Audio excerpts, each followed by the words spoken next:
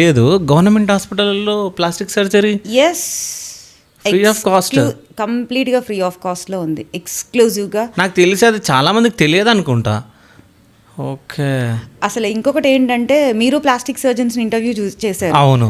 వాళ్ళందరి కెరియర్ ఎక్కడ స్టార్ట్ అయ్యి ఉంటుంది అనుకుంటున్నారు? సో అక్కడ నుంచే కదా ప్రతి ఒక్క ప్లాస్టిక్ సర్జన్ వాళ్ళ కెరియర్ స్టార్ట్ అయ్యేది బర్న్స్ యూనిట్ నుంచే. ఓకే. సో ట్రామా కేసెస్ చేసుకుంటారు, బర్న్స్ చేసుకుంటారు, యాక్సిడెంటల్ చేస్తారు, తర్వాత కాస్మెటిక్ చేసుకుంటారు. ఫస్ట్ వాళ్ళ కెరియర్ స్టార్ట్ అయ్యేదే తీసుకెళ్ళి బర్న్స్ యూనిట్లో పడేస్తారు పాపం. వాళ్ళందరితో డీల్ చేసుకుని డిఫరెంట్ సైకలాజికల్ థింగ్స్ అన్నీ డీల్ చేసుకుని అలా స్టేజెస్ పెరిగిపోతూ ఉంటాయి.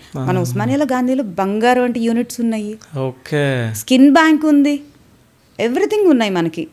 కానీ అవేర్నెస్ లేదు. అది అంటే లైక్ మీరు అడిగినట్టు మా దగ్గరికి మీరు ఇప్పుడు నన్ను అడగొచ్చు క్వశ్చన్, మరి ఇన్ని ఫ్రీగా ఉండి మీ దగ్గరికి ఎందుకు వస్తున్నారు బర్న్స్కి అని. ఒక డాక్టర్ ట్రీట్మెంట్ చేసినప్పుడు వాళ్ళలో డాక్టర్నే చూస్తారు.